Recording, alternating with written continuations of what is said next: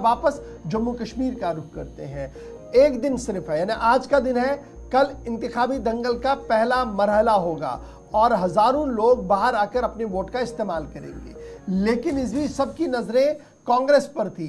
कांग्रेस का मंशूर आना था और रात देर गए कांग्रेस की आला क़यादत ने जम्मू कश्मीर इंतखाबात के पेश नज़र मंशूर को जारी कर दिया है।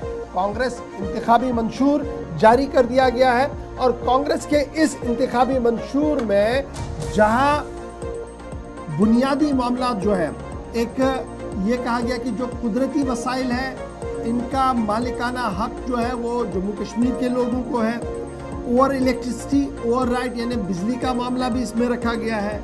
कश्मीरी पंडितों की बाज़ाबातकारी को कहा गया कि जो साबिका हुकूमत ने खाका खींचा था, मौजूदा हुकूमत भी उसी खाके को रंग भर रही है, अपने तरीके से वो कुछ नहीं कर पाई। फिर कांग्रेस ने दरबार मुंह को वापस करने की भी बात कही है। लेजिस्लेटिव काउंसिल जिसे 5 अगस्त 2019 को तहलील कर दिया था, उसकी बहाली का भी वादा किया है। स्टेट हुड को रेस्टोर करने का भी वादा किया गया है, इसके लिए लड़ा जाएगा। फिर बेरोजगारी की शरह में जहां जम्मू कश्मीर दूसरे नंबर पर है और ख़वातीन काफ़ी ज़्यादा बेरोजगार है, इस ज़िमन पर भी इस मैनिफेस्टो के अंदर बात जो है वो कही गई है।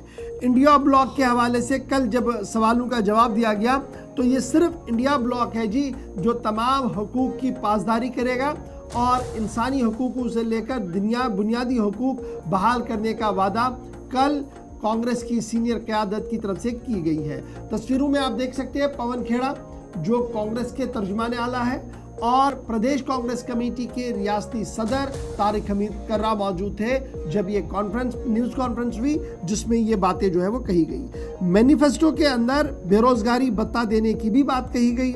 मैनिफेस्टो के अंदर ये भी साफ किया गया कि जो लोग गरीब है, मफलूकुल हाल है, उनको किस तरीके से बाज़ाबातकारी दायरे में लाया जाएगा, इस पर भी बात कही गई है। लेकिन बुनियादी सवाल भी कुछ है जो हम थोड़ी देर में जानने की कोशिश करेंगे। रविंदर शर्मा साहब हमारे साथ ज्वाइन करेंगे क्योंकि कांग्रेस का मैनिफेस्टो थोड़ा सा लेट आया है।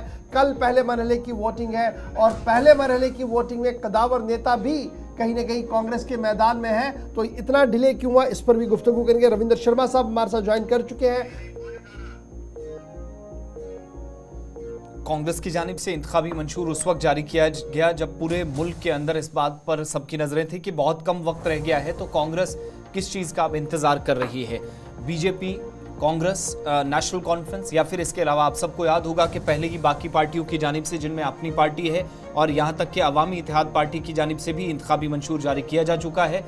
इंडियन नेशनल कांग्रेस की जानिब से 48 से 36 घंटे पहले इस तरह का फैसला लिया गया या इकदाम किया गया और श्रीनगर के अंदर दिल्ली से आई हुई क़यादत इस वक्त मौजूद थी जिनकी जानिब से मंशूर जारी हुआ।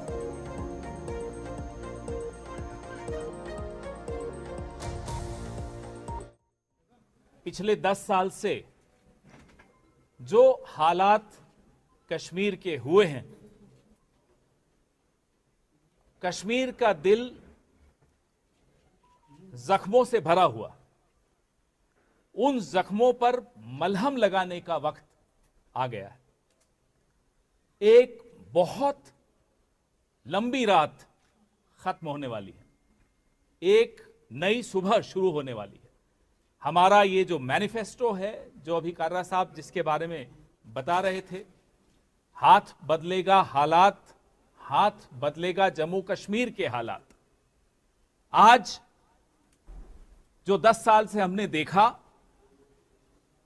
कि एक ऐसी हुकूमत पहले सीधे पिछले दरवाजे से और उसके बाद अब डायरेक्टली दिल्ली की हुकूमत जो यहां चल रही है, लोगों के पास कोई दरवाजा नहीं है कि वो जहां जा सकें, अंदर जाके अपनी बात रख सकें, अपनी शिकायत दर्ज करा सकें। अफसरों के यहां जाने की हिम्मत सबकी नहीं होती। नेताओं के यहां 24 घंटे दरवाजे खुले रहते। कम से कम हमारे नेताओं के तो मैं बता सकता हूं, बीजेपी का तो नहीं होता, कांग्रेस के दरवाजे, हमारे दरवाजे हमेशा खुले रहते। 10 साल में कश्मीर को उम्मीदों और ख्वाबों की कब्रगाह बना दिया, उससे ज्यादा कुछ नहीं मिला कश्मीर को। ये सब सोचते हुए, जैसा कि कर्रा साहब ने अभी फरमाया, 22 जिलों में टीम्स गई, उन्होंने गुफ्तगू की, बड़ी लंबी गुफ्तगू की, नौजवानों से की, महिलाओं से की, बुजुर्गों से की, व्यापारियों से की, सबसे बात करने के बाद जो वो निकला है। आप सुन रहे थे कांग्रेस के तर्जुमान आला जब ये बयान दे रहे थे, जब ये रिलीज कर रहे थे, तो कह रहे थे कि काफ़ी मशक्क़त और काफ़ी रिकरेजी की गई है जी ये मैनिफेस्टो बनाते हुए। रविंदर शर्मा साहब कांग्रेस के तर्जुमान आला इस वक्त हमारे साथ जम्मू कश्मीर से ज्वाइन कर चुके हैं। बहुत बहुत शुक्रिया रविंदर शर्मा साहब ज्वाइन करने के लिए। बड़े इंतज़ार के बाद कांग्रेस मैनिफेस्टो सामने आया है और इस मैनिफेस्टो को आपने कहा कि ये वो मैनिफेस्टो है जी जो आवाम के मुश्किलात और जो मसाइल हैं उनको हल करने का राह है। किस तरीके से इतना बड़ा दावा आप पेश कर रहे हैं? देर आए दुरुस्त आए और हमने मशक्कत की कि भाई लोगों का, जनता का मैनिफेस्टो बनाया जाए। पहले तो जहाँ आतंकवाद इतने चरम सीमा पे आ गया कि ये अंदाजा नहीं था सवाए भाजपा को कि चुनाव होना है कि नहीं होना है, सुप्रीम कोर्ट के निर्देश के बावजूद, लेकिन उसके दबाव में उनको करना पड़ा। हमने आपने देखा कि हर वर्ग तक पहुंचने का प्रयास किया, हर वर्ग से सजेशन मांगे और जिन जिन लोगों ने हमको सजेशन दिए, जहाँ जहाँ हम पहुंच पाए, हमने उनकी बातों को समझा और कोशिश की है। और क्योंकि यहाँ जम्मू कश्मीर में 10 साल से लोगों की बात नहीं सुनी गई, मन की बात सुनाई गई, लोगों के मन की बात सुनी नहीं गई और ब्यूरोक्रेटिक निजाम है। पिछले 5 साल से तो बात सुनने का तो दरवाजे ही बंद है।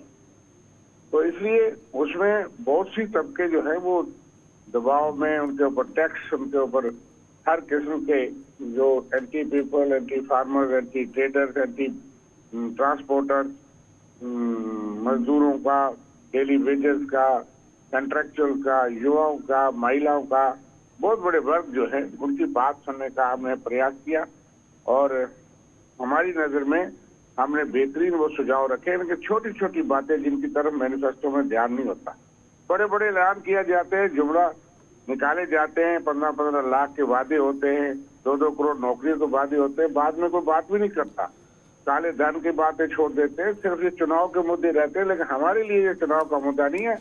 बड़ी बात स्टेटहुड के लिए तो सब कह रहे हैं, लेकिन जिनको देना है वो भी कह रहे हैं। जिनके पास स्टेट का दर्जा जिन्होंने छीना और जिनको देना चाहिए था चुनाव से पहले, वो भी दे रहे। चुनाव से पहले एक आर्डर निकाल कर तमाम पावर जो है, ट्रांसफर की पावर भी चीफ मिनिस्टर से और कैबिनेट से लेकर के एलजी साहब को, लेफ्टिनेंट गवर्नर को दे दी। इनकी मंशा साफ है। अगर स्टेटहुड देना होता तो जो पावर थी वो क्यों दी? लोग चुनाव लड़ रहे हैं, चुनाव में भाग ले रहे हैं कि हमारा एमएलए बन करके हमारे मसले हल करेगा। अगर उसको डीसी एसपी भी लेकिन रविंदर शर्मा साहब यहाँ पर थोड़ी सी वजाहत आपसे ज़रूर चाहूँगा। जिस तरीके से इसको प्रोजेक्ट किया जा रहा है कि तमाम इख्तियारात लेफ्टिनेंट गवर्नर साहब को दिए गए, 5 अगस्त को जो रीऑर्गेनाइजेशन एक्ट आया था उस एक्ट में तमाम तर इख्तियारात के बारे में वजाहतन बयान था और वो ऑलरेडी सेटल था कि किस तरीके से निज़ाम चलेगा आगे। तो इसमें नई कौन सी बात थी? क्या पॉलिटिकल पार्टीज ने वो एक्ट पढ़ा नहीं था? नंबर 1। नंबर 2, जिस तरीके का मैनिफेस्टो आपकी तरफ से सामने रखा गया है, जो सिस्टम ऑफ गवर्नेंस अभी यूनियन टेरिटरी के अंदर है, जो बुलंदबाग दावे किए जा रहे हैं वो तो शराब कल साबित होंगे, क्योंकि इख्तियारात ही नहीं है न असेंबली के पास न एमएलए के पास। आपने वजह फरमाया, लेकिन इतने अनपढ़ लोग भी नहीं और हम भी नहीं है। हमने सारे कानून पढ़े और जवाब दिया है कि 15 दिन पहले एक ऑर्डर निकाल करके सारी दुनिया ने देखा कि आज तक रिमोट कंट्रोल से दिल्ली चलता था, एलजी था, चुनी हुई सरकार नहीं थी। लेकिन जो ही उनको पता लगा कि चुनी हुई सरकार बन जाएगी और वो बीजेपी की नहीं होगी, उनको अंदाजा है, इसलिए उन्होंने एक ऑर्डर निकाल करके कहा कि डीसी और एसपी को ट्रांसफर करने की पावर चीफ मिनिस्टर को नहीं होगी। कई फाइलें चीफ सेक्रेटरी से सीधे लेफ्टिनेंट गवर्नर को जाएंगी। शर्मा साहब आप सहाफी हैं, आपसे ये तो एक्सपेक्ट ही नहीं मैं कर रहा था। मैं समझ रहा हूँ कि पार्टी लाइन को टो करना आपकी मजबूरी है, लेकिन 5 अगस्त का रीऑर्गेनाइजेशन का एक्ट ऑलरेडी वाजिया और क्लियर था, जिसके बाद ही उमर अब्दुल्ला कह रहे थे जनाब मैं तो क्लर्क जैसी हैसियत है मेरी, मैं लेफ्टिनेंट गवर्नर के पास जाऊंगा फिर फाइल लेकर। आप बड़े वरिष्ठ पत्रकार हैं, बेहतर होगा कि आप कंटेस्ट ना करें। मेरे कहने का मतलब है कि ये रीऑर्गेनाइजेशन एक्ट तो 2019 को आया, ठीक है, 2024 के ऑर्डर की मैं बात करता हूँ और जो जुलाई 2024, और अगर आपकी मंशा ये है कि चुनाव के फौरी बाद जनाब हम स्टेट दे रहे हैं, तो फिर इस किस्म के कानून ऑर्डर के नए इसका ऑर्डर की मतलब जरूरत नहीं। जो मैं अभी तक समझ पाया हूं, आपका जो मैनिफेस्टो सामने आया है, इसमें एक प्रायोरिटी है स्टेटहुड को रेस्टोर करने की, तकदो आप करेंगे, रिसोर्सेज जितने भी है वो वापस देने की बात हो रही है, बेरोजगारों को रोजगार देने की बात हो रही है। लेकिन सबसे बड़ा मुद्दा जिस पार्टी के साथ आपका इतिहाद है वो चुनावी इस मुद्दे पर लड़ रही है कि हम जी 5 अगस्त 2019 की जो फैसला उसको रद्द करते हैं और रेस्टोरेशन चाहते हैं 370 की 35 की। मैंने आपका पूरा मैनिफेस्टो खंगाला और मुझे यहां पर कोई भी लाइन ऐसी नजर नहीं आई जो उनके मैनिफेस्टो को या आपके मैनिफेस्टो को कहीं पर टो करती हुई नजर आ रही है। 370 35 को लेकर रेस्टोरेशन ऑफ स्टेट की बात है, लेकिन वो जो बुनियादी मामला है उस पर बड़ी खामोशी है, बड़ी टेक्निकली खामोशी की गई है। देखिए, कोई खामोशी नहीं है। हमने 5 अगस्त को पार्लियामेंट के अंदर जो स्टेट कांग्रेस पार्टी ने लिया था पूरे देश ने देखा, उसमें हमने कोई कसर नहीं छोड़ी। उनको कहा कि ये बेरहमी से आप तोड़ रहे हो, अनडेमोक्रेटिकली, अनकॉन्स्टिट्यूशनली आप इस रियासत को तोड़ रहे हो। महाराजा जिस हरि सिंह की रियासत को तोड़ रहे हो, डोगरों की रियासत को तोड़ रहे हो, जिसके लिए आज आप कहते हैं कि अपमान ही हो गया। आपने अपना अपमान किया, महाराजा का स्टेट सब्जेक्ट तोड़ दिया। हमने अपना स्टैंड लिया और 6 अगस्त को कांग्रेस वर्किंग कमेटी ने कहा कि पहली बार है किसी रियासत को यूटी बनाया जा रहा है, ये अनडेमोक्रेटिक है, अनकॉन्स्टिट्यूशनल, आर्बिट्रेरी है, मैं ये कहता हूँ। और हम उस चीज का विरोध करते हैं। लेकिन अब यह है कि दफा 370 के शब्द से हम लोगों के मसले नहीं हल कर सकते। हमें जमीन, नौकरी और रिसोर्सेज की प्रोटेक्शन चाहिए। हमारे पड़ोस में गौर साहब हिमाचल में मैं तो यही बता रहा हूँ ना कि क्या जो नारा 370 और 35 का नेशनल कॉन्फ्रेंस दे रही है उससे आपने टोटल यू टर्न लिया और आपका मानना कि जनाब ये चीजें अब होगी नहीं, क्योंकि आपकी नेशनल परेशानियां भी है, आपका और भी स्टेट्स में चुनाव लड़ना, अगर इस पर ज्यादा आप अटक गए तो वहां नुकसान होगा, इसलिए आप 371 और दीगर चीजों पर आ गए हैं। देखिए, अब मेरी बात तो कंप्लीट नहीं होने से गौर साहब ने नहीं चाहता कि आपके साथ कंप्लीट करें सर, कंप्लीट करें। आप बहुत वरिष्ठ पत्रकार है, लेकिन यह कि मुझे बताइए कब आपने डिफर किया। सवाल यह है कि उन्होंने लिखा है एक इमोशनल इशू है जिस तरीके से 370 को तोड़ा गया, लेकिन हमारा ये है कि हल निकालना है। हमारा डिसएग्रीमेंट नहीं है उस हद तक, लेकिन ये एग्रीमेंट तो है। हम भी चाहते हैं कि स्टेट की लैंड, नौकरी और रिसोर्सेज 370 में मुख्य तौर पर यही चीजें थी जिसको उन्होंने तोड़ा, लेकिन साथ में हमारी स्टेट भी तोड़ दी, हमारी पहचान और पावर खत्म कर दी गवर्नमेंट की। 5 साल में ना आतंकवाद खत्म हुआ, ना नौकरियां आई, ना इंडस्ट्रियलाइजेशन हुई, ना आम लोगों को राहत मिली, टैक्स जरूर बढ़े। हम नेशनल कॉन्फ्रेंस के साथ कॉमन मिनिमम प्रोग्राम बनाएंगे, क्योंकि बहुत सी पार्टियां एक्सप्लॉइट करती। अच्छा, बेईमानी से जाने का क्या फायदा? मैं समझ गया जी। अब एक चीज है, लोग भी समझ रहे हैं इस चीज को, लेकिन एक चीज बड़ी इंपॉर्टेंट है। आपने कहा कि अगर नेशनल कॉन्फ्रेंस और कांग्रेस की हुकूमत बनती है तो एक कॉमन मिनिमम प्रोग्राम बनाया जाएगा, फिर आगे बढ़ा जाएगा। इसका मतलब जो घोषणा पत्र आपका है, जो घोषणा पत्र नेशनल कॉन्फ्रेंस का, वो थोड़ा सा साइड लाइन होगा, बीच का रास्ता लेकर आगे बढ़ा जाएगा, और जो हवा में बातें अभी चल रही है, जो तकरीरें चल रही हैं, वो सारी ढेर हो जाएंगी। जैसे कुछ लीडर्स कह रहे हैं कि बातें तो सिर्फ इलेक्शन में ही होती है, बाद में सारा नॉर्मल हो जाता है।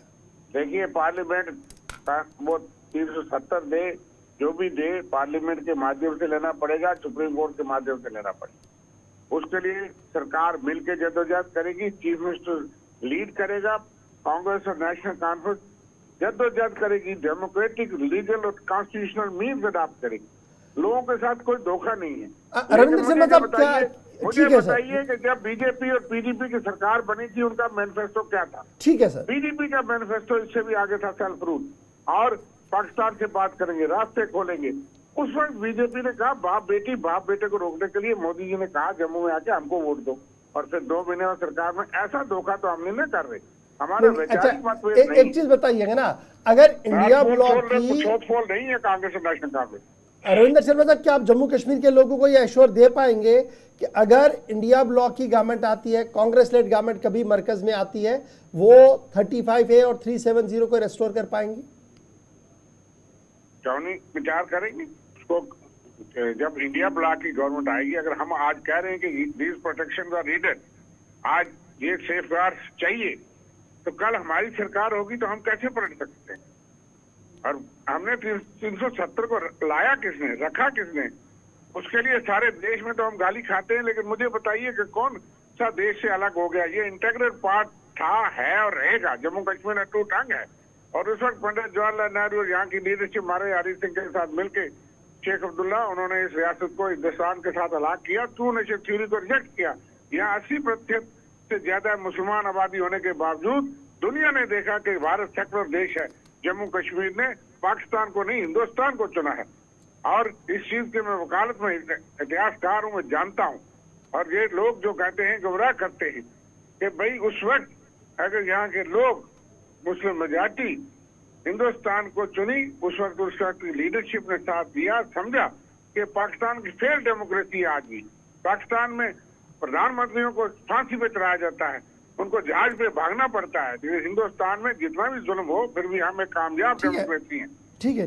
इसलिए हमें फख्र होना चाहिए कि हम हिंदुस्तान का अटूट अंग है। ओके डॉक्टर साहब, लेकिन मैं हिंदुस्तान के अंदर- जरा शर्मा साहब, इसको और जरा नीचे आता हूँ, ये जरा बहुत ज्यादा हो गया। मैं वापस आता हूँ बुनियादी मामले पर। लाखों लोग डेलीवेजर्स है, कैजुअल्स है, आपने असेंबली के अंदर और बाहर भी, मैं जहां तक इसको पढ़ पाया, मुझे शायद उसमें कोई क्लियर बात नजर नहीं आई उनके बारे में। अगर कोई है तो जरा बता दीजिएगा कि कांग्रेस का व्यू पॉइंट उन लाखों लोगों को लेकर क्या है। उसपे देखो, राहुल गांधी जी ने ऐलान किया, वहां भी डोरू में भी या रामबन भी, और एज रिलैक्सेशन। हम युवाओं के बारे में बहुत चिंतित है। 1 लाख नौकरियां तो दी जाएंगी। जो ये लोग पिछले 15-20 साल से चल रहे हैं, जिनको कहा गया पिछली सरकारों का पाप हैं आप, और वही पानी, बिजली, सारा कुछ आपको डाक बंगलों में, सर्किट हाउस में, गेस्ट हाउसों में आपको खाने खिला रहे दिन रात, बेचारे 9,000 पे।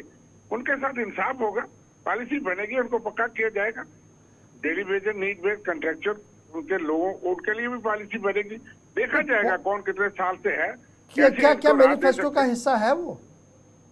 है मैनिफेस्टो में, क्योंकि इसमें बहुत सारा भाग मैंने प्ले किया था, बनाने में भी और लिखने में। कुछ चीजों में, लफ्जों में इधर उधर हो सकता है। वहाँ पे दिल्ली जाता, हमारी राष्ट्रीय पार्टी है, लेकिन वही वादा किया गया। चिदम्बरम साहब, आपको पता है, वित्त मंत्री है और वो हमारी मैनिफेस्टो कमेटी के चेयरमैन। जी। जम्मू कश्मीर में मैं उसका हिस्सा रहा हूँ। काफी सारा भाग मैंने भी किया है, और भी साथी थे जिन्होंने पूरे सुझाव दिए। और हमने ये कह दिया कि ये साथ भी कुछ चीजों पे बात हुई है। मैं यही चाह रहा था ना कि आपने कहा था कि 1 लाख नौकरियां मिलेंगी जी, जो हमारा कैलेंडर शुरू होगा 30 दिन के अंदर। ये तो सरकारी नौकरियां हुई, लेकिन सवाल वही था कि जो ऑलरेडी हमारे डेलीवेजर्स, कैजुअल बेचारे डंडे खा रहे हैं, आप लोग भी उस पर काफ़ी कुछ बातें कर चुके हैं पिछले 8-9 साल के दौरान, उस पर मुझे कोई लाइन नहीं दिखी, इसलिए मैंने ये थोड़ी सी वजाहत चाहिए थी आपसे। सर, बात यह है कि कल रिलीज किया गया आज 3 बजे हमारे जो कांग्रेस प्रेसिडेंट मल्लिकार्जुन खड़गे के ऑफिस एडमिनिस्ट्रेशन के देखते हैं, गुरदीप सिंह सप्पल जी जम्मू में 3 बजे करेंगे। मैं भी होऊंगा। हम इस चीज में, क्योंकि ये चीजें लोगों तक बहुत बड़ा मैनिफेस्टो है, हर वर्ग के पास हो सकता ना पहुंचा। हमने SC, और खासकर OBC के लिए उनके हक की बात थी। उनके हॉस्टल, उनके स्कॉलरशिप बंद कर दिए गए थे, उन्होंने हमें दुखड़ा सुनाया। हमने स्पेशल प्रावधान रखे हैं उन वर्गों के लिए, और बहुत सी चीजें किसान के लिए, चलिए, महिलाओं बहुत के लिए बहुत शुक्रिया शुक्रिया, रविंदर रविंदर शर्मा।